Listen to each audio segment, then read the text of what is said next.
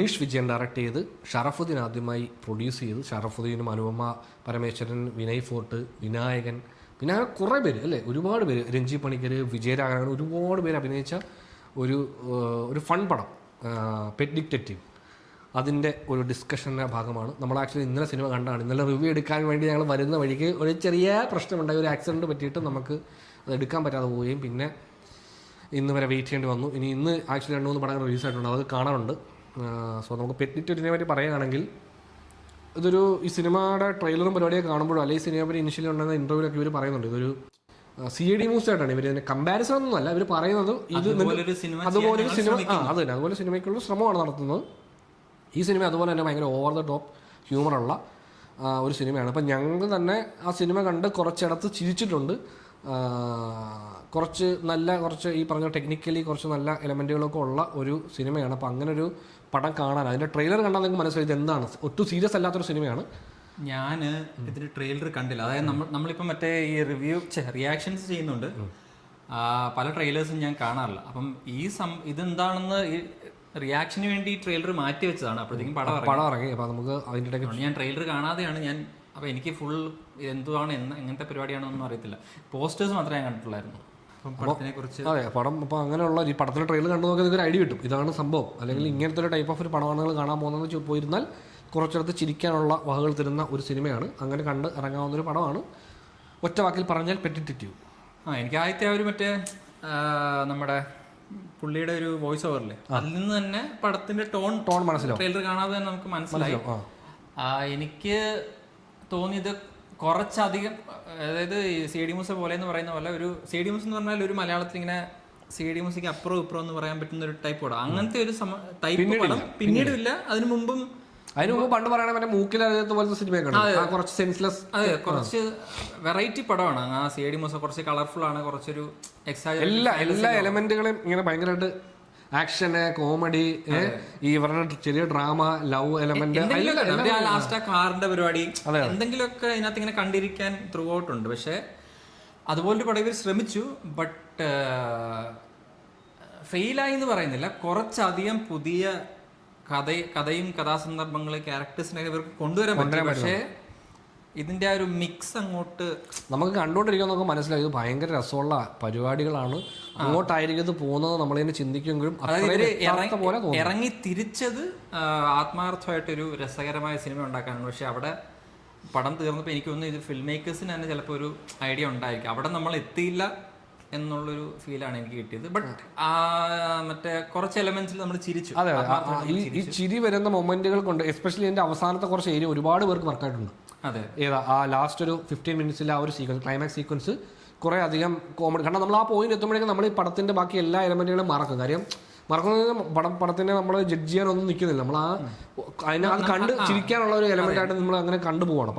പടം ഏറ്റവും ഗംഭീരമായിട്ട് വിജയിക്കുന്നത് ഞങ്ങളിത് സീരിയസ് ആയിട്ട് എടുത്തില്ല എന്ന് വളരെ ക്ലാരിറ്റിയോടുകൂടി ഓഡിയൻസിൽ എത്തിക്കും. ആരും ഇത് പോയി കണ്ടിട്ടാ അവിടെ ലോജിക്കില്ലൂടാ എന്ന് പറയത്തില്ല. കാരണം പടം അത് വളരെ വ്യക്തമായിട്ട് നമ്മൾക്ക് കമ്മ്യൂണിക്കേറ്റ് ചെയ്യുന്നുണ്ട്. നമ്മൾ ഈ ടോണാണ് നമ്മൾ ഉദ്ദേശിക്കുന്നതെന്ന്, അല്ലെങ്കിൽ ഇങ്ങനെയുള്ളൊരു പടമാണ് ഉദ്ദേശിക്കുന്നതെന്ന് തുടക്കം തന്നെ നമുക്കത് എസ്റ്റാബ്ലിഷ് ചെയ്യാൻ പറ്റുന്നുണ്ട്. ബട്ട് അപ്പോൾ ഇനി നമ്മൾ പറയുന്നതിൽ കുറച്ച് സ്പോയിലേഴ്സ് ഉണ്ടാവാം. സോ അതുകൊണ്ട് സിനിമ കണ്ടിട്ട് വന്ന് വീഡിയോ കാണുക.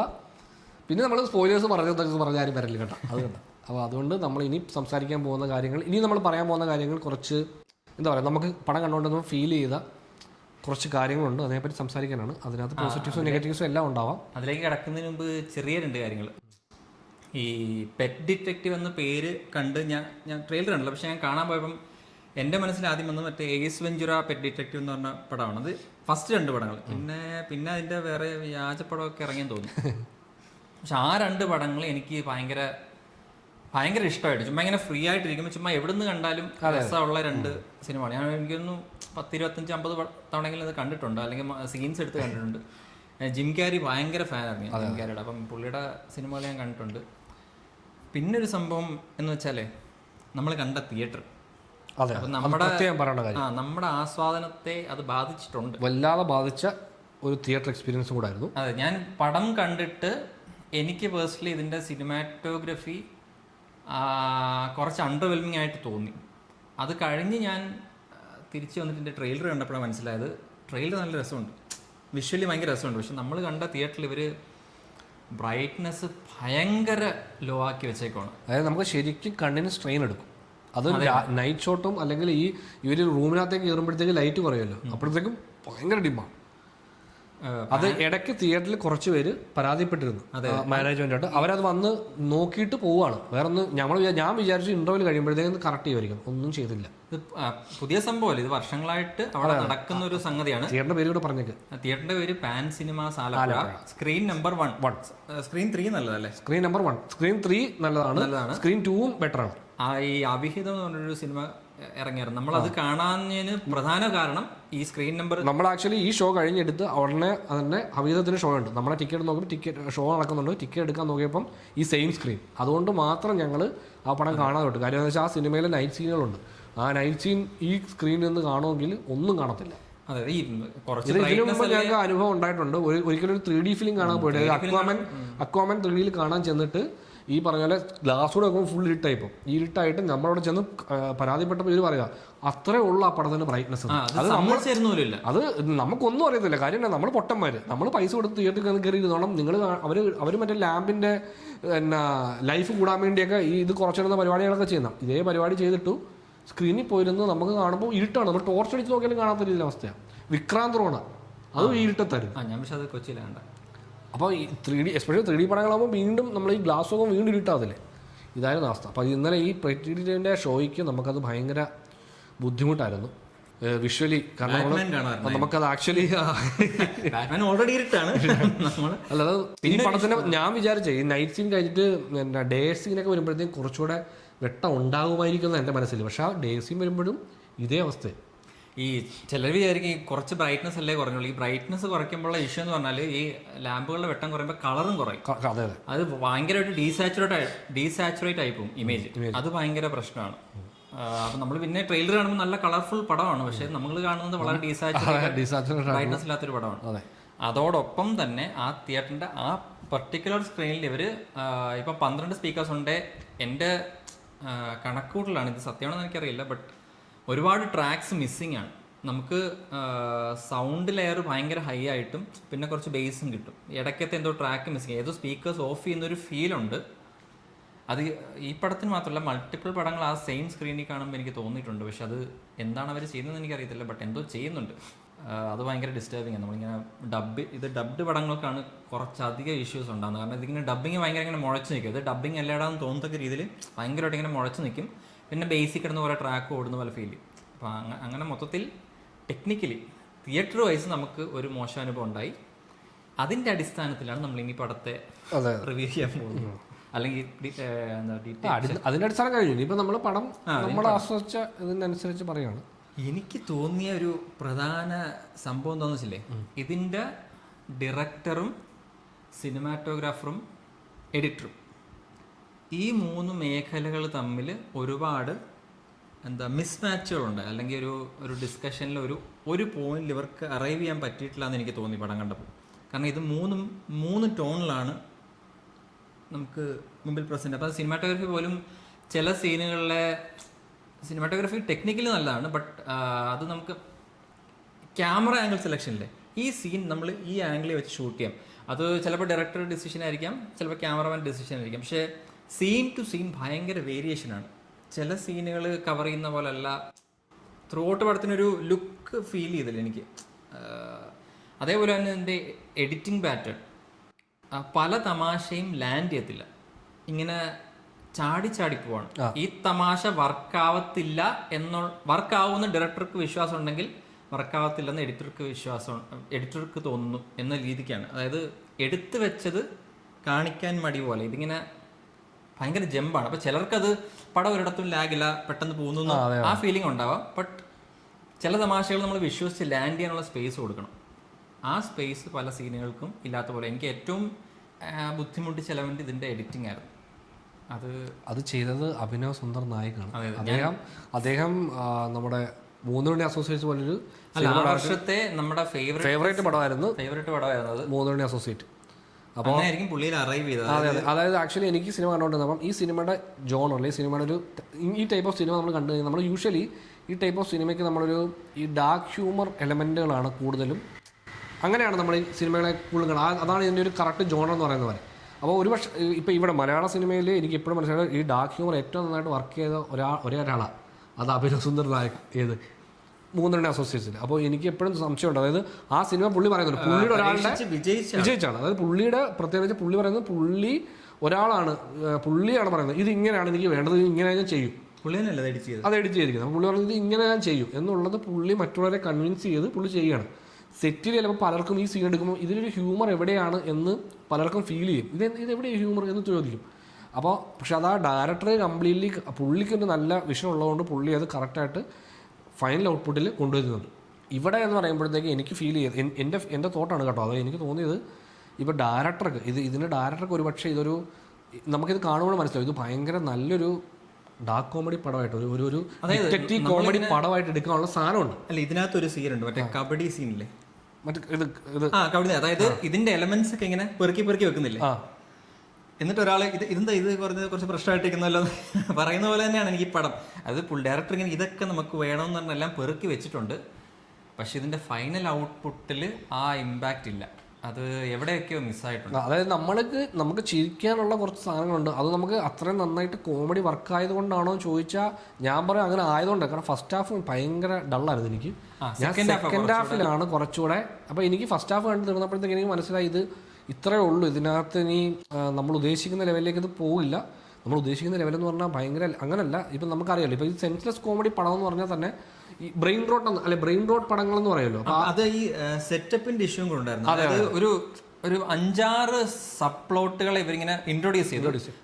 പക്ഷേ നമ്മളിപ്പോൾ തുടക്കം കുറേ നേരം ഞാനിങ്ങനെ ഇത് എങ്ങോട്ടാ പോകുന്നത്, എന്തിനാ, അതായത് ഒരു മെയിൻ്റെ മെഗഫിൻസ് തന്നെ മൾട്ടിപ്പിൾ മെഗഫിൻസ് ഉണ്ട്, പിന്നെ ഒരു സൈക്കോ കില്ലർ അതൊക്കെ ലാസ്റ്റ് ഇങ്ങനെ വേസ്റ്റ് ചെയ്ത് കളഞ്ഞു. അതായത് അത് തുടങ്ങി വെക്കുമ്പോൾ നമുക്കറിയാം ഓക്കെ ഇത് ഇങ്ങനെ പോകും, ഇതെല്ലാം ഒരു സ്ഥലത്ത് എത്തണം നമുക്കറിയാം. പക്ഷെ ഇത് എത്തുന്ന സമയത്തേക്ക് നമുക്ക് ആ ഒരു ഇമ്പാക്റ്റ് ഇല്ലാതെ അതിങ്ങനെ ഭയങ്കര ഫ്ലാറ്റ് ആയിട്ട് തീർന്നു പോകുന്ന പോലെ.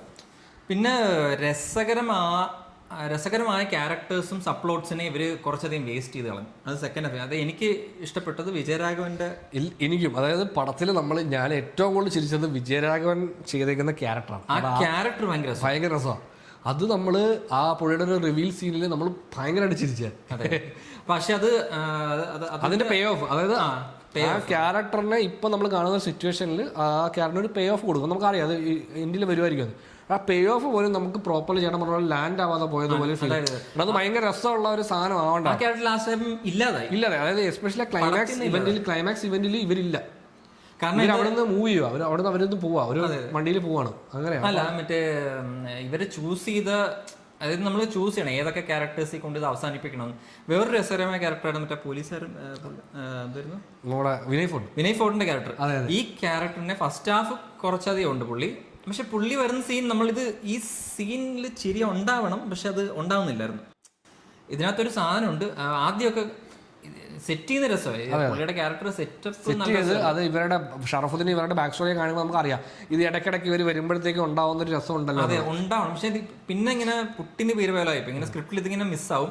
പിന്നെ ക്ലൈമാക്സിൽ പുള്ളി വരുമ്പോൾ പുള്ളി പടത്തിൽ ഉണ്ടായിരുന്നല്ലോ എന്ന രീതിക്കാണ്.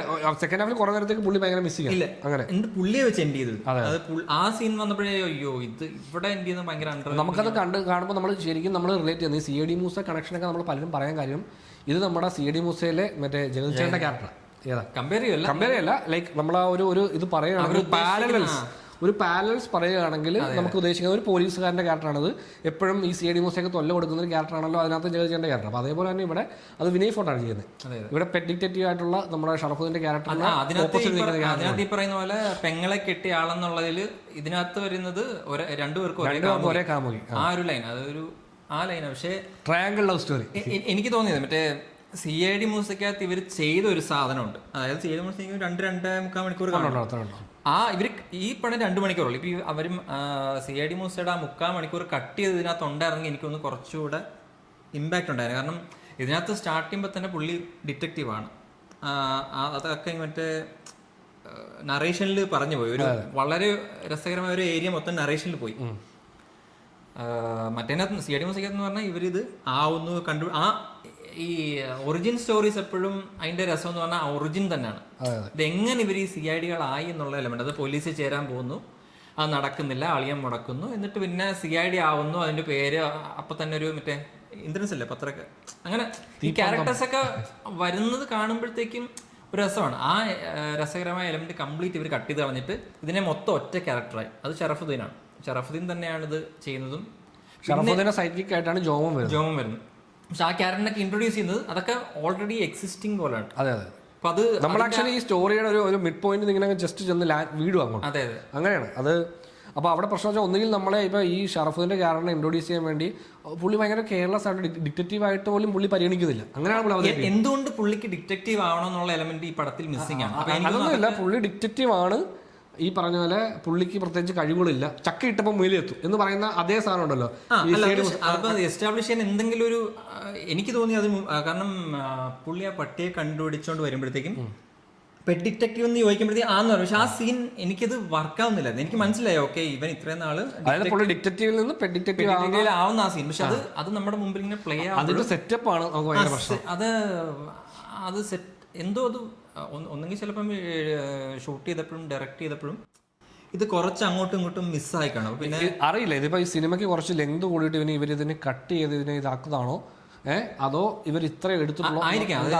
ഇവര് ഷൂട്ട് ചെയ്ത രീതി ചിലപ്പോൾ ഈ ഉദ്ദേശിച്ച ഡാർക്ക് ഹ്യൂമറിലാണ് ഷൂട്ട് ചെയ്തത്, അതോ ഡാർക്ക് ഹ്യൂമർ ഉദ്ദേശിച്ച് എടുത്തിട്ട് അത് വർക്കാവില്ല. അവരുടെ ഭാഗത്തുനിന്ന് ഇന്റർവ്യൂവില് ഡയറക്ടർ ഇല്ലായിരുന്നു, ബാക്കിയുള്ള ടെക്നീഷ്യൻസിന്റെ ഒരു ഇന്റർവ്യൂ ഉണ്ടായിരുന്നു, പിന്നെ നടന്മാരുടെ ഇന്റർവ്യൂ. എല്ലാവരും പറയുന്നത് ഈ CID മൂസ പടം എടുക്കാനുള്ള ശ്രമം നടത്തി എന്നുള്ള സംഭവമാണ്. എന്തായാലും ഒരു ഭയങ്കര ടോണൽ ക്ലാഷ് ആയിരുന്നു. അതായത് ഇത് വർക്ക് ചെയ്യേണ്ടത് ഇങ്ങനെയല്ല, അതിനകത്ത് സാധനം ഉണ്ടെന്ന് നമുക്ക് മനസ്സിലാവും. കാരണം ഇതിന്റെ പ്രസന്റേഷൻ ആയാലും ഇതിന്റെ കഥാസന്ദർഭമായാലും ഇതിന്റെ കുറെ സംഭവത്തിൽ ഇതൊക്കെ പുതിയ സംഭവങ്ങളാണ്. കുറെ രസമുള്ള കുറെ സാധനമുണ്ട്. ബട്ട് ഇത് ഇങ്ങനല്ല വരണ്ടെന്നുള്ളൊരു എന്തോ പറ്റിയിട്ടുണ്ടെന്നുള്ളൊരു സങ്കടമുണ്ട്. അതെ, ഇത് നമുക്ക് പ്രശ്നം, നമുക്കിത് വേറെ ഒന്നുമില്ല, നമുക്കിത് ശരി ഇങ്ങനെ നമ്മൾ ഇതിലും ഭയങ്കര ഗംഭീരപടം കാണേണ്ടിയിരുന്നതാണല്ലോ എന്നുള്ളൊരു ആ ഒരു ഫീൽ. അതായത് കുറ്റപ്പെടുത്തല്ലോ അവർക്ക് എടുക്കാൻ പറ്റാത്ത അറിയാം ആ ലൈനല്ല. നമുക്കിങ്ങനെ CID മൂസ പോലൊരു പടം എടുക്കാൻ ശ്രമിച്ചു എന്ന് പറയുന്നത് തന്നെ ഒരു വലിയ കാര്യം. കാരണം നമുക്ക് അതൊക്കെ ആ പടങ്ങളൊക്കെ ഇപ്പോഴും പോയി തിരിച്ചു കാണും. അതെ, ഇപ്പോഴും നമ്മൾ എത്ര തവണ വേണമെങ്കിലും റിപ്പീറ്റ് ഇവർ റിലീസ് ചെയ്യുമ്പോൾ ഏറ്റവും കൂടുതൽ ആൾക്കാർ പറയുന്ന സംഭവം CID മൂസയുടെ റിലീസ് ചെയ്യണം. കാരണം അതെന്ന് പറഞ്ഞു കഴിഞ്ഞാൽ അതിന്റെ ഹ്യൂമർ മറ്റേ എവർഗ്രീൻ ഹ്യൂമറാണ്. ഏതാ അതിൽ നമ്മൾ ഈ പറഞ്ഞ അതിൽ എത്ര ചളി പറഞ്ഞാലും ആ ചളി അവരെ ഡെലിവറി ചെയ്യുന്ന രീതി കൊണ്ട് ഇപ്പോഴും അത് ആ ഒരു എലമെന്റ് ഉണ്ട്. ആക്ടേഴ്സിനെ റീപ്ലേസ് ചെയ്യാൻ പറ്റത്തില്ല. അങ്ങനെ ഒരു പടം എടുക്കണമെങ്കിൽ ഇന്ന് ചിന്തിച്ചാൽ പോലും ഇന്ന് മലയാള സിനിമയുടെ ലെവൽ എന്ന് പറഞ്ഞാൽ വേറെ ലെവലാണ്. പക്ഷേ നമുക്ക് ഇന്നത്തെ മലയാള സിനിമയിൽ മിസ്സിംഗ് ആയിട്ടുള്ള കുറേ ജോണേഴ്സ് ഉണ്ട്. അത് ഈ CID മൂസ ടൈപ്പ് ജോണേഴ്സ്. ഇങ്ങനത്തെ ജോണേഴ്സ് റീക്രിയേറ്റ് ചെയ്യണമെങ്കിൽ നമുക്ക് ആവശ്യമായ ക്യാരക്ടേഴ്സ്, ഇപ്പം നമ്മളൊരു ബേസ് ലെവൽ കോമഡി നമ്മൾ പേപ്പറിൽ എഴുതി വെച്ചാലും അതിന്റെ ഒരു 4 ഇരട്ടി 5 ഇരട്ടി കിട്ടണമെങ്കിൽ അത് ആക്ടർ വിചാരിക്കണം. അതെ, അവരൊക്കെ പറയുന്നത് അവരെല്ലാവരോടും ഇരുന്ന് ഇംപ്രൂവൈസ് ചെയ്ത് അവരൊരു പോർഷൻ ഉണ്ടാക്കിയിട്ട് അതാണ് അവർ പെർഫോം ചെയ്യുന്നത്. മനസ്സിലായത് നമ്മൾ കോമഡി പലപ്പോഴും എഴുതുമ്പോഴത്തേക്കും സിറ്റുവേഷൻ നമ്മൾ എഴുതുന്നത് ഇങ്ങനൊരു സിറ്റുവേഷൻ രസമായിരിക്കും. പക്ഷെ അത് നമുക്കതിൻ്റെ ഓരോ ക്യാരക്ടേഴ്സിനും ഡയലോഗും ബാക്ക് ആൻഡ് ഫോർത്തും എഴുതാൻ കുറച്ച് പാടാണ്. അത് എഴുതുന്ന നല്ല റൈറ്റേഴ്സ് ഉണ്ട്, ബട്ട് അത് കുറച്ച് പാടാണ്. അപ്പോൾ നമ്മൾ പലപ്പോഴും ഓൺ സെറ്റാണ് അതിൻ്റെ മേജർ ഹ്യൂമർ ഉണ്ടാകും. അപ്പോൾ അങ്ങനെ ഉണ്ടാക്കാൻ തക്ക കാലിബറുള്ള കൊമീഡിക് ആക്ടേഴ്സ് ഇന്ന് കുറവാണ്. അത് മെയിലായാലും ഫീമെയിലായാലും. ഇപ്പോൾ ഈ സിനിമയിൽ തന്നെ ഈ ഷറഫ് ഒരാൾ ത്രൂ ഔട്ട് ഇതിങ്ങനെ ഓവർ ഡബിൽ പുള്ളി കുറച്ചധികം സാധനങ്ങൾ ഇങ്ങനെ ഫില്ല് ചെയ്യുന്നുണ്ട്. അതായത് നമ്മൾ നോക്കുന്ന ഒരുപാട് അത് ജോമോനും ചെയ്യുന്നുണ്ട്, ഷറഫും. അതാ പറയാം, അങ്ങനെ കുറെ നമുക്ക് ചിരിക്കാനുള്ള എലമെന്റുകൾ കുറെ സാധനങ്ങൾ പടത്തിലുണ്ട്. അതിൽ നമ്മൾ കുറെ ചിരിക്കും. ഇതിപ്പോ നമ്മൾ പറയുന്നത് ആ ചിരിക്കപ്പുറത്തേക്കുള്ള കാര്യത്തെ പറ്റിയാണ്. അപ്പോൾ അത് നിങ്ങൾ ചിരിക്കാൻ റെഡിയായിട്ട് പോകുന്ന ഒരാളാണെങ്കിൽ നിങ്ങൾക്ക് അങ്ങനെ പോയി സിനിമ കണ്ട് ആസ്വദിക്കാം. നമ്മൾ ആ ചിരിക്കപ്പുറം എന്തെങ്കിലും ഈ സിനിമയിൽ നിന്ന് നമുക്ക് കിട്ടുമോ എന്നുള്ളതിനെ പറ്റി മാത്രം ലോജിക്കിനെ പറ്റിയാണ് സംസാരിക്കുന്നത്. വന്ദനത്തിലെ ഒരു സീൻ റീക്രിയേഷൻ മറ്റേ അത് തന്നെ, പെൺവേഷം കെട്ടി അത് നമ്മളിങ്ങനെ കാണുമ്പോൾ ആ വേഷം കാരണം ഇതെല്ലാം കുറച്ച് എന്താ നമ്മളിങ്ങനെ ഓരോ ഹൊമാച്ച് കൊടുക്കുന്ന പോലെ അല്ലേ സാധനങ്ങൾ. ഒരു ഇത് നിങ്ങൾക്ക് ഓർമ്മയില്ലേ, ഇത് നിങ്ങൾക്ക് ഓർമ്മയില്ലേ എന്ന ലെവലിലാണ് ആ സീൻ നിൽക്കുന്നത്. അതിന് മേലെ പോകേണ്ടതായിരുന്നത് ആ സീൻ. ഇപ്പൊ വന്ദനത്തിലെ സിറ്റുവേഷൻ ഇല്ല ഇതിനകത്ത്. അത്രയും രസകരമായ ഒരു സിറ്റുവേഷനിൽ ജഗതി ചെയ്യുന്നു. ആ ലാലേട്ടൻ ആ ഒരു തൊപ്പിയൊക്കെ വെച്ച് പെൺവേഷത്തിൽ ഓടുന്നില്ല, പാവാട ഓടുന്ന എന്തോ ടെക്നിക്കാലിറ്റിയിൽ മേളിലാണെങ്കിലും ഫിൽം മേക്കിംഗ് സെൻസിൽ കുറച്ച് ആ സീനൊക്കെ താഴെയായിട്ട് ഫീൽ ചെയ്തു. അത് എന്തുകൊണ്ടെന്ന് അറിയില്ല. ഇത്രയും വർഷങ്ങൾക്ക് ശേഷവും ഒരു പ്രിയദർശൻ ചെയ്ത ടൈപ്പ് ഓഫ് പടങ്ങളാണ് നമുക്ക് ഇവിടെ ഇന്ന് മിസ്സിംഗ്. അതെ അതെ, നമ്മളിപ്പം എപ്പോഴും നമ്മൾ ഇപ്പം പണ്ട് പോലെ പ്രിയദർശൻ എന്ന് പറഞ്ഞ പ്രിയദർശൻ എന്ന ഡയറക്ടർ എപ്പോഴും എല്ലാവരും കളിക്കുന്നത് അദ്ദേഹം കോപ്പി അടിക്കുക, ബേസിക്കലി കോപ്പി അടിക്കുക, അല്ലെങ്കിൽ ഈ പറഞ്ഞ നമ്മൾ പറയുന്ന ഇൻസ്പിറേഷൻ, ഇതിലൊന്നും കാര്യമില്ല. നമ്മളിതിനെ നിങ്ങളുടെ മുമ്പിൽ പ്രസൻറ്റ് ചെയ്യുന്നതിൻ്റെ ഒരു വേർഷൻ ഉണ്ടല്ലോ, അത് പുള്ളിയുടെ വേർഷൻ, അത് എത്രത്തോളം ഉണ്ടെന്നുള്ളത്. ഇപ്പം നമ്മൾ ഈ പറഞ്ഞ ഈ സിനിമയുടെ ക്ലൈമാക്സിനെ പറ്റി ഒരു വെട്ടത്തിൻ്റെ ഒരു മൂഡുണ്ടെന്നുള്ള ഒരുപാട് പേര് പറയുന്നുണ്ട്. ബേസിക്കലി എനിക്ക് കണ്ടപ്പോൾ അത് മനസ്സിലായി ഇവർ എന്താ ഉദ്ദേശിച്ചത്. ഈ വെട്ടത്തിൻ്റെ മൂടെന്ന് ഉദ്ദേശിച്ചത് എല്ലാവരും കൂടെ ഒരിടത്ത് വരുന്നു, അവിടെ ഒരു കെയോസ് ഉണ്ടാകുന്നു, ആ കെയോസ് കോമഡി എന്നുള്ളതാണ്. പക്ഷേ ഈ സിനിമയിലും നമ്മൾ എനിക്ക് പടം കണ്ടുകൊണ്ടിരുന്നത് ഈ പ്രിയദർശൻ ഇത്രയും വർഷത്തിൽ അത് ചെയ്തു വെച്ചിട്ട് അതിന് ശേഷം ആർക്കും ഇതുവരെ ആ ഒരു പ്രോപ്പർ സാധനത്തിലേക്ക് വീണ്ടും വന്നെത്താൻ പറ്റിയിട്ടില്ല. എല്ലാവരും ഇത് ട്രൈ ചെയ്ത് കുറച്ച് പരാജയപ്പെട്ടു പോയി. ഇപ്പം നമ്മൾ പറയുകയാണെങ്കിൽ CID മൂസ അതിൻ്റെ തന്നെ ഒരു ലൈൻ പിടിച്ചു വരുന്ന പടമാണ്. അത് കഴിഞ്ഞാൽ നമുക്ക് വേറെ പടങ്ങളൊന്നും ഇല്ല. ഇവിടെ ആരും തന്നെ അത് പ്രോപ്പറായിട്ട് പരീക്ഷിച്ച് വിജയിച്ചിട്ടില്ല.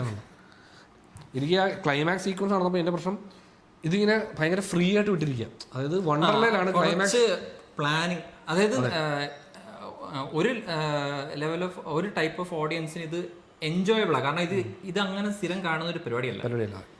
ഞാൻ ആ സീൻ തുടങ്ങിയില്ല, ഇവർ ഓടി വണ്ടറിലേക്ക് കയറിയപ്പോൾ ഞാൻ വിചാരിച്ചു ലൊക്കേഷൻ കുറച്ച് രസകരമാക്കാം. ചിലപ്പം വലിയൊരു റീസൺ എന്താന്ന് വെച്ചാൽ ഇവര് എടുക്കാൻ ഇറങ്ങിത്തിരിച്ച സിനിമയ്ക്കുള്ള ബഡ്ജറ്റ് ആയിരിക്കത്തില്ല അലോക്കേറ്റ് ചെയ്തേക്കുന്നത്. അതൊരു പ്രൊഡ്യൂസറിന്റെ കൂടെ ഡിസിഷൻ ആണല്ലോ. അപ്പം നമുക്കിത് ചുരുക്കുമ്പോൾ വരുന്ന ഇപ്പം ഈ ചിലപ്പോൾ ഈ റൈഡുകളെല്ലാം യൂസ് ചെയ്ത് വൻ പരിപാടി ആയിരിക്കാം പുള്ളിയുടെ മനസ്സിൽ. പക്ഷേ എടുത്തു വന്നപ്പം കുറച്ച് ചുരുങ്ങിപ്പോയി. അത് എനിക്കൊന്ന് വണ്ടർലേ ഷൂട്ട് ചെയ്യുമ്പോൾ ആ റൈഡിന്റെ ഈ ആംഗിളും വെച്ച് മാത്രമേ എടുക്കാവുള്ളൂ. ഇവരെ അങ്ങനെയൊക്കെ വരുമല്ലോ, നമ്മളിങ്ങനെ ഷോർട്ട് ഫിലിമൊക്കെ എടുക്കുമ്പോഴത്തേക്കും അങ്ങോട്ട് ക്യാമറ വെക്കട്ടെ, അവരെ ഡിസ്റ്റർബ് ചെയ്തെന്ന് പറയുമ്പോൾ നമ്മളിങ്ങനെ ചുരുക്കി സൂമൊക്കെ ചെയ്ത് അപ്പം അങ്ങനെ എന്തെങ്കിലുമൊക്കെ ബുദ്ധിമുട്ടുകൾ ഫിലിം മേക്കിങ്ങിൽ ഇവർക്ക് ഉണ്ടായിട്ടുണ്ടാവാം. അതൊക്കെ നമ്മൾ കൺസിഡർ ചെയ്താണ് പറയുന്നത്. പക്ഷെ ഇത് ആ സീൻ ആ വണ്ടറിലേക്ക് കയറുമ്പോൾ ഉണ്ടാവേണ്ട ആ ഒരു ഗ്രാൻഡ്നെസ് ഭയങ്കരമായിട്ട് ചുരുങ്ങിപ്പോയി. അതിങ്ങനെ സ്കാറ്റേഡ് ആയിട്ട് ഇങ്ങനെ അവിടെ ഇവിടെ ഇങ്ങനെ ഓരോ ഇൻസിഡന്റ് നടക്കുന്നു, അവിടുന്ന് ഓടി വരുന്നു. അപ്പോൾ അത് നമ്മൾ നോക്കുമ്പോൾ ഒരു പ്ലാനിങ്ങിന്റെ ഒരു കുറവ് പോലെ ഫീൽ ചെയ്യും. പ്ലാനിങ് അല്ല, എന്താ പറയുക, അത്ര ഫ്ലോ ആയിട്ടല്ലല്ലോ അത് പോണത് പോലെ. നല്ല രസമാവേണ്ട പരിപാടിയാണല്ലോ അത് നമുക്ക് തോന്നുമെങ്കിലും അത് കുറച്ചൊരു സ്റ്റേജിങ് ഇഷ്യൂസ് ഉണ്ട്. കാരണം ക്യാരക്ടേഴ്സ് എത്ര ഉണ്ടായിരുന്നു അത്രയും, പക്ഷെ ഇവരൊക്കെ ഇത്രയും ക്യാരക്ടേഴ്സ് അവിടെ ഒന്ന് ഒന്നിക്കുന്നതിന്റെ ഒരു ഫീല് നമുക്ക് കിട്ടത്തില്ല. നമ്മൾ ഈ ക്യാരക്ടേഴ്സിനൊക്കെ കാണുമ്പോൾ ഈ പുള്ളി ഉണ്ടല്ലോ എന്ന് തോന്നുന്നുള്ളതല്ലാതെ. എനിക്കതിൽ ഭയങ്കര ഇഷ്ടപ്പെട്ടൊരു ഡയലോഗ് ഉണ്ട് ഇവരുടെ ജോമോന്റെ, മുളച്ച് വരുന്ന ഗുണ്ടകളാണ് ആ സാധനം. അത് ശരിക്കും തീർന്ന എല്ലാവരും ചിരിച്ച സാധനം.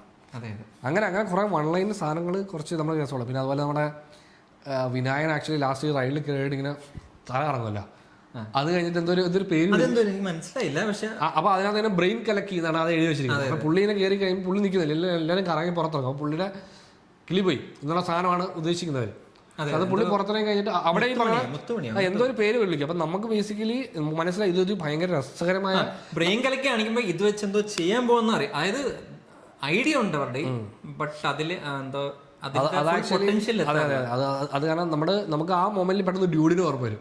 ഡ്യൂഡ് മറ്റേ ആടിൽ കാണിച്ച പരിപാടി ഉണ്ടല്ലോ, കുറച്ചൊക്കെ ഡ്യൂഡ് ഈ തൊപ്പിയുള്ള മൂന്നെണ്ണം കൂടെ ഏതൊക്കെ പറയുന്നത്, അങ്ങനത്തെ കുറെ സാധനങ്ങള് ശരിക്കും ഡ്യൂഡിന് തന്നെ വേറെ വർഷം പോലെ സാധനമാണ്. ഞാൻ എപ്പോഴും ചിരിച്ചത് ഇവിടെ ചിരി വീഴുമെന്ന് അപ്രതീക്ഷിത സ്ഥാനത്തിലൊക്കെ ആ ലിഫ്റ്റിൽ ഒരു ചിരിക്കുള്ള സാധ്യത ഉണ്ടെന്ന് മറ്റേ പോലീസുകാരൻ മീനിന്റെ പേര് തെറ്റായിട്ട് പറയുമ്പോഴത്തേക്കും വിജയരാഘവൻ കറക്റ്റായിട്ട് പറയത്തില്ല. അതെ, വിജയരാഘവന്റെ ക്യാരക്ടർ റിവീൽ ചെയ്യുന്നതിന് മുമ്പ് തന്നെ നമ്മൾ ഏകദേശം അത് നമുക്ക് ഇനിഷ്യലി റിവീൽ ആവും. അത് കുറച്ച് ചിന്തിച്ചാൽ ഉള്ളൊരു ഫോൺ കോളിലോ സൗണ്ട് വെച്ചിട്ട് നമ്മളത് ഇദ്ദേഹമായിരിക്കും എന്നൊരു അസംഷനിൽ എത്തിയിരുന്നു. അപ്പോൾ അത് റിവീൽ ആയപ്പോഴും നമുക്ക് സർപ്രൈസ് ഇല്ലെങ്കിൽ നമ്മളത് എൻജോയ് ചെയ്തു. കാര്യം എന്ന് വെച്ചാൽ ആ ക്യാരക്ടറിൻ്റെ സീനുകൾ ഭയങ്കര രസമാണ്. അതായത് ഈ റിവീൽ കഴിഞ്ഞതിന് ശേഷം പുള്ളിയെ കാണിക്കുന്ന ഒരു കട്ടുണ്ട്, അത് ഭയങ്കര രസമാണ്. മാവാട്ടിക്കൊണ്ടിരിക്കുക സാർ, എവിടെയോ ലോകത്തിന്റെ ഇത് തിരിച്ചുകൊണ്ടിരിക്കുകയാണ്. അതെ അതെ, ലോകത്തെ തന്നെ മാറ്റിമറിക്കണം, തിരിച്ചു മറിക്കാനോ എന്തോ കഴിവുള്ള ആളാണ്. അങ്ങനെയൊന്നും പറയുമ്പോൾ അടുത്ത പുള്ളി മറ്റേ മാവാട്ടിക്കൊണ്ടിരിക്കുക അടുക്കളയിൽ. അത് ഭയങ്കര രസമുള്ള ഒരു സീനായിരുന്നു. നമുക്കത് പുള്ളിയുടെ വൺലൈൻ ഭയങ്കര രസം. അതായത് ഒരു മെക്സിക്കൻ ഡോൺ പുള്ളിയുടെ ഫോട്ടോ ഇന്റർപോൾ മറ്റേ എനിക്ക് മറ്റേ എമ്പുരാൻ ഓർമ്മ വന്നു. പുള്ളിയുടെ ഫോട്ടോ ആരുടെയിലും ഇല്ലാന്നൊക്കെ പറഞ്ഞിട്ട് ലാസ്റ്റ് വന്ന് ഒരു ഡ്രോൺ വന്ന് ഫോട്ടോ എടുത്തിട്ട് എന്ന് പറയുന്ന പോലെ ഞാൻ സ്റ്റാർട്ടിങ് നമ്മുടെ അച്ഛന്റെ ക്യാരക്ടർ എന്തായിരുന്നു, ഫോട്ടോ എടുക്കുന്ന രഞ്ജി പണിക്കർ. രഞ്ജി പണിക്കരുടെ ക്യാരക്ടർ ഈ ക്യാമറ ഇരിക്കുന്ന ഷോട്ട് കാണിക്കുന്നില്ല. അപ്പോഴേ ഞാൻ ഫ്ലാഷ് മാറ്റ് എനിക്ക് തുടക്കം തൊട്ട് അത് ഫ്ലാഷ് അടിക്കും, നിങ്ങളെ കണ്ടുപിടിക്കുന്നത് നമ്മളൊരു ഡോണിന്റെ ഫോട്ടോ എടുക്കാൻ പോകണം, ഫ്ലാഷ് വെച്ചിട്ടുണ്ട് ഈ ക്യാമറ ഉണ്ടെങ്കിൽ. അപ്പൊ ഞാൻ പറഞ്ഞു, എടാ ഡോണിന്റെ ഫോട്ടോ ഫ്ലാഷ് വെച്ചെടുത്താൽ ഡോൺ കണ്ടുപിടിക്കില്ലേ? തുടക്കം തൊട്ട് ആ ക്യാമറയുടെ ഷോട്ട് അങ്ങനെ ഫ്ലാഷ് അടിക്കുമ്പോഴത്തേക്കും തിരിച്ചു നോക്കുന്നു, ഡോൺ നോക്കുന്നു രഞ്ജിപ്പരി ഡോണിന്റെ ഫോട്ടോ എടുത്ത ഒരേ ഒരു വ്യക്തി അദ്ദേഹമാണ്. അതെ അങ്ങനെ അപ്പൊ അതൊക്കെ വളരെ സില്ലി. അതെ മെക്സിക്കൻ ഡോൺ നാട്ടിൽ വന്നിട്ട് ഒരു നാട്ടിൽ എന്ത് ചെയ്താലും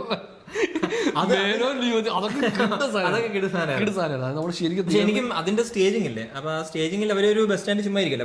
എനിക്ക് തോന്നുന്നു ഇവർക്ക് കുറച്ചുകൂടെ ബഡ്ജറ്റ് ഉണ്ടായിരുന്ന ഇതൊക്കെ വേറെ രീതിയിൽ അവര് പ്ലാൻ ചെയ്തു. ഇതൊക്കെ നമ്മളിങ്ങനെ ഇവര് പട്ടിണിയാണ്, ഇവർ കൂടെ ഡോണിന്റെ കൂടെ രണ്ടുപേര് പട്ടിണിയാണ്, എന്തെങ്കിലും പണി കിടക്കാൻ നമുക്ക് പണിനകത്ത് ജീവിക്കാൻ പറ്റുന്ന പറയുമ്പോഴത്തേക്ക് എന്ത് ചെയ്യുന്ന നോക്കുമ്പോഴത്തേക്ക് ഒരു പത്രം എടുത്തിട്ട് മേനോൻ യുവതി മറ്റേ വിവാഹം നോക്കുക പറഞ്ഞാൽ അതിനകത്ത് പിന്നെ ലേഡി, അതായത് നമ്മുടെ പ്രസീത എന്ന് പറഞ്ഞ മറ്റേ പഴയ നടിയുണ്ടല്ലോ നമ്മുടെ ഇതിലേക്ക് ഉണ്ടായിരുന്നത്, ഏതാ ബഡായ് ബംഗ്ലാവിലൊക്കെ അഭിനയിച്ചതാണ് പുള്ളിക്കാരി. അപ്പോൾ പുള്ളിക്കാരി ഉണ്ട് റോൾ, പുള്ളിക്കാരി വിവാഹം കഴിക്കുന്ന ഒരാളായിട്ട് അത് ഭയങ്കര രസമാണ്. നാട്ടില് ജീവിക്കാൻ വേണ്ടിയിട്ട് അതെ മെക്സിക്കൻ ഡോൺ വന്നിട്ട് കഴിച്ച് ഭർത്താവ് ഉദ്യോഗസ്ഥരായിട്ട് ജീവിക്കുകയാണ്. ആ വൺ ലൈൻ ഭയങ്കര അത് നമ്മൾ ആലോചിച്ച് കഴിഞ്ഞാൽ നമുക്ക് ആ ആലോചനയിൽ തന്നെ നമുക്ക് ചിരി. ഞാൻ ബേസിൽ ചിരിച്ചത് ആ ആലോചന, കാരണം പുള്ളിയുടെ സീൻ കഴിഞ്ഞിട്ട് നമ്മളിങ്ങനെ മനസ്സിൽ ചിന്തിക്കുകയാണ്, ഒരു മെക്സിക്കൻ ഡോൺ പുള്ളി എല്ലാവരും ഇന്റർപോൾ വരെ അന്വേഷിച്ചുകൊണ്ടിരിക്കുന്ന ആളത് ഇവിടെ മാവാട്ടിക്കൊണ്ടിരിക്കുകയാണ്.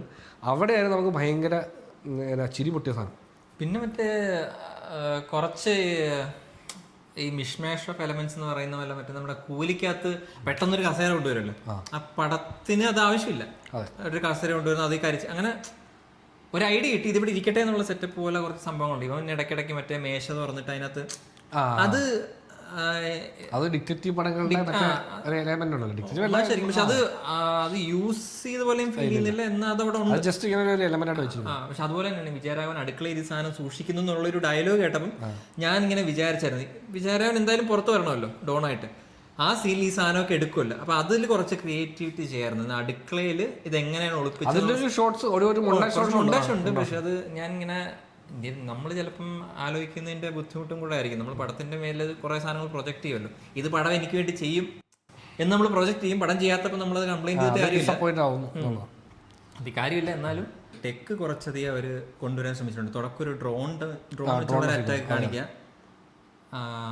പിന്നെ കുറച്ചധികം മെസ്സേജിങ്ങിന്റെ സാധനം. ഈ മെസ്സേജ് കേൾക്കുമ്പോഴത്തേക്ക് അവരൊക്കെ ഫേസിൽ തന്നെ വെച്ചേക്കും, മറ്റേ ഫോൺ നോക്കിയിരിക്കുന്ന പരിപാടികൾ ഇങ്ങനെ കുറച്ചധികം ടെക്ക് അവര് പ്രസന്റ് ചെയ്തേക്കുന്നൊക്കെ രസമുണ്ടായിരുന്നു. പിന്നെ എനിക്ക് വർക്കാതെ പോലൊരു എലമെന്റ് അത് മറ്റേ പരംസുന്ദരി ഹാങ് ഓവർ ആണെന്ന് തോന്നുന്നു. രഞ്ജി പണിക്കർ കോമഡി ചെയ്യുമ്പോൾ ഒരു സ്റ്റൈൽ ഓഫ് ആക്ടിങ് ഉണ്ടല്ലോ, ഇങ്ങനെയാണ് ഞാൻ കോമഡി അവതരിപ്പിക്കുന്നുള്ളത്. അത് ഇതിനകത്തും ഇങ്ങനെ ഒരു മുഴച്ച് നിൽക്കുന്ന അത് പിന്നെ എനിക്ക് തോന്നുന്നു ഈ പടത്തിന്റെ മീറ്ററിൽ ഏറെക്കുറെ എല്ലാവർക്കും ആ ഒരു ലൈനുണ്ട്. ഇപ്പൊ നമ്മൾ വലിയ പരംസുന്ദരി കണ്ടുകൊണ്ടായിരിക്കും അതേ പെട്ടെന്ന് ആ ലൈനിലേക്ക് തന്നെ പോയി. അതുകൊണ്ടായിരിക്കാം. പക്ഷെ എനിക്ക് തോന്നിയത് ആ ക്യാരക്ടറിനും ഈ പൊട്ടൻഷ്യൽ ഉണ്ടല്ലോ കുറച്ച് ക്യാരക്ടേഴ്സ്. രഞ്ജി പണിക്കറിന്റെ ക്യാരക്ടറിന്റെ പൊട്ടൻഷ്യൽ ഇല്ല. നമ്മൾ തുടക്കം പുള്ളി ഈ ഫോട്ടോയും കൊണ്ട് വന്നു, ആ ഫോട്ടോ വെച്ച് എന്തെങ്കിലും ചെയ്യാറുണ്ടല്ലോ. നമ്മൾ ആ ഫോട്ടോ ഇന്ന് പടത്തിൽ കാണിക്കുന്നില്ല. അപ്പൊ ആ ഫോട്ടോ വെച്ച് പുള്ളി അത് എടുത്ത് ചുമ്മാ എടുക്കാൻ വേണ്ടിയിട്ടുള്ള എലമെന്റ് അല്ലാതെ എന്തെങ്കിലും അങ്ങനെ കുറെ പൊട്ടൻഷ്യൽ ഉള്ള. ഞാൻ വിചാരിച്ച റിവീൽ ചിലപ്പോൾ അങ്ങനെ ആയിരിക്കും, ഈ ഫോട്ടോയും കാണിക്കുന്നു അവിടെ പറയുന്നു അങ്ങനെ. ലിയോയുടെ ഫസ്റ്റ് ഹാഫിന്റെ ഫോട്ടോ ഉണ്ട്, ഇതിങ്ങനെ എടുക്കുമ്പോഴത്തേക്കും പഴയ ഫോട്ടോ അങ്ങനെ. അതിപ്പോ നമ്മൾ ഞാൻ ആ ഒരു സിറ്റുവേഷൻ ഉള്ളൂ സീനില്ല. അപ്പൊ ഞാൻ വിചാരിച്ച ചിലപ്പോൾ ഇന്റർ കട്ടിങ് അങ്ങനെ എന്തെങ്കിലും സംഭവം വരുമായിരിക്കും നമ്മൾ വിചാരിച്ചു. അങ്ങനൊന്നും ഇല്ല. അല്ല, അത് ഇന്റർവ്യൂല് കുറച്ച് അണ്ടർവെൽമിംഗ് ആയിരുന്നു. ഇന്റർവ്യൂല് വേറെ എന്തെങ്കിലും ഒക്കെ ചെയ്യാറെന്ന് തോന്നി. അതായത് മറ്റേ ഒരു ഇവരെ കൊണ്ടുപോയി ആ സീക്വൻസ് കുറച്ച് ലെങ്തി ആയിരുന്നു. അതായത് ഇവരെ അടച്ചിട്ട് എനിക്ക് മറ്റേ ടി എന്ന് പറഞ്ഞ ഇൻട്രൊഡ്യൂസ് അവൻ കുറച്ച് വേസ്റ്റഡ് ആണ്. ആ ക്യാരക്ടർ ഈ പറഞ്ഞ വന്ന് അങ്ങ് പോവാൻ അത് ഒന്നുമില്ല. പുള്ളി കുറച്ച് ഓവർ ആയിട്ടാണ് ഇവര് ഓൾറെഡി കുറച്ച് സിറ്റുവേഷൻസ് കുറച്ച് ഓവർ ആണെങ്കിൽ അതിൽ ആക്ച്വലി ഇതിൽ ബോംബ് വെച്ചിട്ടുണ്ടെന്ന് പറഞ്ഞൊരു സംഭവം ഉണ്ടായിരുന്നു. അതൊക്കെ വേസ്റ്റഡ് ആയിരുന്നു. അത് ബോംബ് സ്റ്റാർട്ടായി പിന്നെ അത് എങ്ങനെയോ ഓഫായി, വെള്ളത്തിൽ കൊണ്ട് മുക്കിയ ഓഫാവെന്ന് പറയുന്ന ഓഫ്. അതൊക്കെ ആ ബഹളത്തിനിടയ്ക്ക് ആ ബഹളത്തിനിടയ്ക്ക് ഇതൊക്കെ നിങ്ങൾ മറന്നു പോകും എന്നുള്ള ലൈനാണ്. അത് ഈ ടോണൽ എവിടെയൊക്കെ ഇതിന്റെ ഒറിജിനൽ ടോൺ മിസ്സായിട്ടുണ്ട്. അതാണ് ഇപ്പൊ ചില ടോൺ വരുമ്പോഴത്തേക്കും ഇവരുടെ ഒരു തമാശ ആയിട്ട് എടുക്കണോ, ഇത് ഈ പറയുന്ന വെട്ടമായിട്ട് കമ്പയർ ചെയ്യെങ്കിലും വെട്ടത്തിന് വളരെ ക്ലിയർ ടോണാണ്. ആ സിറ്റുവേഷൻ സീരിയസ് ആയാൽ പോലും നമ്മുടെ ടോണിൽ നിന്ന് മാറത്തില്ല. അത് പിടിക്കാൻ അത് എങ്ങനെ ഇപ്പം നമുക്കും അറിയത്തില്ല അത് എങ്ങനെയാണ് ചെയ്തെടുക്കുന്നതെന്ന്. നമ്മളോട് അതങ്ങനെ നീ ചെയ്ത് കാണിക്കാന്ന് അറിയത്തില്ല. പക്ഷെ നമുക്കിത് കണ്ടാൽ മനസ്സിലാവും ഇത് എത്തിയോ ഇല്ലയോ എന്ന് നമുക്ക് മനസ്സിലാവില്ല. അത് മാത്രം നമുക്ക് ജഡ്ജ് ചെയ്യാൻ പറ്റും. മറ്റേ PT ഉഷയുടെ കോച്ചിനോട് നീ ഓടിക്കാണിക്കടാ, അങ്ങനെയാണ് PT ഉഷ ഓടിക്കാണിക്കുന്നല്ലോ. നമ്മൾ കൊച്ചതല്ല. ഞാൻ പറയുന്നത് PT ഉഷ ഉപദേശിക്കുമ്പോഴേ PT ഉഷ തിരിച്ച് എങ്കിൽ നീ ഓടിക്കാണിക്കണമെന്ന് പറയാൻ പറ്റില്ലല്ലോ. നമ്മളിങ്ങനെ ഇതിങ്ങനെ എത്തിയിട്ടില്ലല്ലോ എന്ന് പറയുമ്പോൾ എങ്കിൽ നീ എടുത്ത് കാണിക്കടാ എന്ന് പറയുകയല്ലോ. അതെ, നമ്മൾ പറയാ ഇപ്പൊ നമ്മൾ എടുത്താലും ഈ പ്രശ്നങ്ങളൊക്കെ വരുന്നില്ല. കാര്യം എന്താ വെച്ചാൽ ഇത് ഒരാൾ ഒറ്റക്കെടുക്കുന്ന തീരുമാനമല്ല, വലിയ കൂട്ടം ആൾക്കാരുടെ ഒരു തീരുമാനങ്ങളുടെ കൾമിനേഷനാണ്. അപ്പോൾ കുറച്ചൊക്കെ ഒരു പവർ പ്ലേ വരും. ഇപ്പം ഇതിന് ഡയറക്ടർക്ക് വളരെയധികം ഈ പറയുന്ന മുകുന്ദനുണ്ണി കണ്ടിട്ട് ബിലീവ് ചെയ്തിട്ടായിരിക്കും പുള്ളി എഡിറ്ററായിട്ട് വെക്കുന്നത്. അപ്പൊ പുള്ളിക്ക് അറിയാം എങ്ങനെ ഡാർക്ക് ഹ്യൂമർ ഹാൻഡിൽ ചെയ്യണം എന്നുള്ളത്. അപ്പം പക്ഷെ എടുത്തു വന്നപ്പോൾ എവിടെയൊക്കെ ഒരു മിസ്സിങ് വന്ന് കാണാം, അല്ലെങ്കിൽ ഒരു ഡിസിഷൻ മേക്കിങ്ങിൽ ഒരു അതിപ്പോൾ ഞാൻ സിനിമയുടെ കാര്യം പറയാം. ഇപ്പം നമ്മൾ ഒരു ഡാർക്ക് ഹ്യൂമർ സീൻ എടുക്കുക. അപ്പോൾ ഈ സീനിൻ്റെ പ്രത്യേകത എന്ന് വെച്ചാൽ അതിനകത്ത് കൗണ്ടർ വോയിസ് നമ്മൾ ഡയലോഗ് കൗണ്ടർ വെച്ചിട്ടായിരിക്കില്ല ആ സീനിൻ്റെ ഹ്യൂമർ വർക്ക് ചെയ്യുന്നത്. ഈ സീൻ ഷൂട്ട് ചെയ്തിട്ട് ഇത് എഡിറ്റ് ചെയ്ത് കാണുമ്പോഴാണ് അതിൽ ഹ്യൂമർ വർക്ക് ആവുന്നത്. അപ്പോൾ അതിൽ ചിലപ്പോൾ ഒരാളുടെ റിയാക്ഷനോ വല്ലതും ആയിരിക്കും. അപ്പോൾ അത് വിത്തൗട്ട് മ്യൂസിക് കാര്യങ്ങളും കാണുമ്പോഴും ഡയറക്ടർ കൺവിൻസ്ഡ് ആയി ഇതാണ് എനിക്ക് വേണ്ടതെന്ന്. പക്ഷേ ഇത് സെറ്റിലുള്ള ബാക്കി ആർട്ടിസ്റ്റുകളെയോ മറ്റുള്ളവരെയോ കാണിക്കുമ്പോൾ അവർക്കിത് ഇതിനകത്ത് ഹ്യൂമർ എവിടെയാണ്, ഇതെങ്ങനെ വർക്കാവുന്നത്, ഈ സംശയം ഉണ്ടാവാം. ഈ സംശയം ഉണ്ടായാൽ എന്ത് പറ്റുമെന്ന് വെച്ച് കഴിഞ്ഞാൽ ആ സെറ്റിലുള്ള മറ്റുള്ള ഈ ആക്ടേഴ്സ് ആണെങ്കിലും മറ്റുള്ള പറയും നമുക്ക് ഇങ്ങനെ സാധനം ചെയ്യാം, ഇതാണ് ഇപ്പോഴത്തെ മീറ്റർ, ഈ മീറ്റർ പിടിച്ചാൽ ചിലപ്പോൾ ഓഡിയൻസ് അത് കിട്ടും എന്നുള്ളതിൽ അവരുടെ ഇത് വരുമ്പോഴത്തേക്കും സ്വാഭാവികമായിട്ട് ഒരു ഡയറക്ടർ എന്ന രീതിയിൽ അത് കുറച്ച് അല്പം വിട്ടുകൊടുത്ത് എല്ലാ സെറ്റിലും ഒരു ഡെലിബറേറ്റ് ആയിട്ടോ അല്ലെങ്കിൽ അൺഡെലിബറേറ്റ് ആയിട്ടുള്ള ഒരു പവർ പ്ലേ ഉണ്ടാവും. അതായത് ഇപ്പം ഞാൻ ഇന്ന് ഡയറക്റ്റ് ചെയ്യാൻ ഇറങ്ങുവാണെങ്കിൽ എന്നേക്കാൾ എക്സ്പീരിയൻസ്ഡ് ആയിട്ടുള്ള എൻ്റെ ചുറ്റിലുള്ളപ്പം ഓക്കെ ഓൺ സെറ്റ് ഒരു തീരുമാനം എടുക്കാം. ഓക്കെ ഇവരുടെ ഞാൻ എൻ്റെ മനസ്സിലൊരു സാധനമുണ്ട്, അതെനിക്ക് വർക്കാണെങ്കിലും ഇവരെന്നേക്കാൾ എക്സ്പീരിയൻസ് ഉള്ള ആളുകളാണ്, ഇവർ പറയുന്നത് കേൾക്കാം എന്ന് ഈ സീനിലെടുക്കും. അടുത്ത സീനിൽ ചിലപ്പോൾ എൻ്റെ തീരുമാനമായിരിക്കും. അപ്പം എന്ത് പറ്റുമെന്ന് വെച്ചാൽ പടം ത്രൂ ഔട്ട് വരുമ്പോൾ ഇതിന്റെ ഫ്ലോയും ഓവറോൾ പിക്ചർ ഇപ്പൊ ഈ നമുക്കിത് കൺസിസ്റ്റന്റ് ആയിട്ട് ഈ ഡാർക്ക് ഹ്യൂമർ ചെയ്യണമെങ്കിൽ തന്നെ ഈ മീറ്റർ ത്രൂ ഔട്ട് പടത്തിൽ വർക്ക് ചെയ്യുന്ന എല്ലാവർക്കും അറിയണം ഇതിങ്ങനെയാണ് വർക്കാവാൻ പോകുന്നത്. പക്ഷെ അത് സെറ്റിലുള്ള രണ്ടു പേർക്ക് അത് വർക്കല്ലെങ്കിൽ ഈ രണ്ടുപേര് സംസാരിക്കാൻ തുടങ്ങും. ഇവർ സംസാരിക്കും, അവരൊരു ആൾക്കാരോട് സംസാരിക്കുമ്പോൾ ആർട്ടിസ്റ്റ് കാണുമ്പോഴത്തേക്കും ഇതിലെ ഹ്യൂമർ വർക്കാവുന്നില്ലല്ലോ നമുക്ക്. അത് ഡാർക്ക് ഹ്യൂമറിന്റെ ഏറ്റവും വലിയ പ്രശ്നം അത് ആ ഹ്യൂമർ ഒരു മെജോറിറ്റി ഓഫ് ഓഡിയൻസ് വർക്കാവാനുള്ള ചാൻസ്. മുകുന്ദനുണ്ണിയുടെ യഥാർത്ഥ ടോൺ മനസ്സിലാകാത്തവരുണ്ട്. പിന്നെ ആക്ച്വലി സിനിമയുടെ മ്യൂസിക് ചെയ്തിരിക്കുന്നത് നമ്മുടെ രാജേഷ് മുകേഷാണ്, പ്രേമത്തിലൊക്കെ ചെയ്തിരിക്കുന്നത്. ബേസിക്കലി ട്രാക്സ് വൈസ് ഒക്കെ രസമുണ്ടായിരുന്നു, ഒരു ഓളമുള്ള സാധനമാണ്. പക്ഷേ എനിക്ക് ഫീൽ ചെയ്തത് ഈ സിനിമയുടെ മൂഡിന് പറ്റുന്ന രീതിയിലാണ് ഇപ്പോൾ ഉണ്ടാക്കിയിരിക്കുന്നത്. ഞാൻ ഉദ്ദേശിച്ചത് ഇപ്പോൾ ഡാർക്ക് ഹ്യൂമർ ലൈനാണെങ്കിൽ ഒരിക്കലും ഈ ടൈപ്പ് ഓഫ് മ്യൂസിക് ഉപയോഗിക്കാൻ പറ്റില്ലല്ലോ. അതാണ് എനിക്ക് ഇങ്ങനെ ഫ്രം കൺസെപ്ഷൻ ടു എൻഡ് ഇതിന്റെ ടോണിങ് ഇരുന്നുണ്ടാവും. അപ്പോൾ അതുകൊണ്ട് തന്നെ തുടക്കം പോലെ പുള്ളി ഒരു എന്താ പറയുക മ്യൂസിക്കലി സിനിമ എങ്ങനെയൊക്കെ ബാലൻസ് ചെയ്യാൻ പറ്റുമോ എന്നുള്ളൊരു സംബന്ധം പോലെ സ്റ്റാർട്ട് ടു എൻഡ് വരെ ഒരു മൊത്തത്തിലൊരു ഒരു മ്യൂസിക്കൽ ഇങ്ങനെ പടം കൊണ്ടുപോകുന്നുണ്ട്. ഈ ആക്ച്വലി പടത്തിൻ്റെ ഒരു പ്രൊമോ സോങ് എന്തോ ഇറങ്ങി ആ ടോണാണ് ഷറഫുദ്ദീൻ്റെ റിംഗ് ടോൺ. അത് പറഞ്ഞപ്പോഴാണ് മറ്റേ ഷറഫുദ്ദീൻ്റെ റിംഗ് ടോൺ ഉണ്ട്. അത് ഇതിൻ്റെ പ്രൊമോ സോങ് എന്താണെന്ന് എനിക്ക് തോന്നുന്നു. അതിനകത്താണ് മറ്റേ പോലീസുകാരൻ പെൺവേഷനൊക്കെ കിട്ടി വരുന്നത് ഇതിൽ. അതെ അതെ അതെ അതെ അങ്ങനെ ഒരു സീൻ ഞാൻ ഇന്നലെ ഇത് കഴിഞ്ഞിട്ട് നോക്കി. പ്രൊമോ സോങ്ങില്ല. അപ്പോൾ ആ പ്രൊമോ സോങ്ങാണ് ഇവർ മറ്റേ ഷറഫുദ്ദീൻ്റെ റിംഗ് ടോൺ ആയിട്ടൊക്കെ വെച്ചിരിക്കുന്നത്. അങ്ങനെ കുറച്ച് സംഭവങ്ങളൊക്കെ ചെയ്തിട്ടുണ്ട് മ്യൂസിക്കിൽ. പിന്നെ DOP ചെയ്യുന്നത് ആനസ് ചന്ദനാണ്. അത് എനിക്ക് ബേസിക്കലി വിഷ്വലി പുള്ളിയുടെ സ്റ്റൈൽ ഭയങ്കര ഇഷ്ടമാണ് എനിക്ക്. അതായത് ടെക്നിക്കലിയും ഇതൊന്നുമല്ല, ബട്ട് എനിക്ക് തോന്നിയത് പടത്തിന് ചേരാത്ത പടത്തിന് മോശം സിനിമാറ്റോഗ്രാഫർ എന്നല്ല, ബട്ട് ഈ പടത്തിന് പുള്ളിയായിരുന്നു ആപ്റ്റ് എന്നുള്ളത്. എവിടെ എന്താണ് മിസ്സിംഗ് എന്ന് എനിക്കിങ്ങനെ ഇതാടാ ക്യാമറ വെള്ളത്തിൽ അങ്ങനെ പറയാൻ പറ്റത്തില്ല. കാരണം പല സീനുകൾക്കും ഇങ്ങനെ എടുത്തതുകൊണ്ട് ഈ സീൻ വർക്കാവുന്നില്ല എന്ന് തോന്നുന്നത്. അത് ഡയറക്ടർ ഡിസിഷനാണോ ക്യാമറമാൻ ഡിസിഷനാണോ എന്ന് നമുക്കറിയത്തില്ല. അതേപോലെ തന്നെയായിരുന്നു എഡിറ്റിങ്ങിൻ്റെ കേസിലും. ഈ സീൻ ഇങ്ങനെ എഡിറ്റ് ചെയ്തുകൊണ്ട് ഈ കോമഡി ലാൻഡ് ആവുന്നില്ലല്ലോ എന്നൊക്കെ എനിക്ക് പലപ്പോഴും ഫീൽ ചെയ്തായിരുന്നു. അങ്ങനെ ഒരുപാട് സീനുകളുണ്ട് അങ്ങനത്തെ. പല സീനുകളുടെയും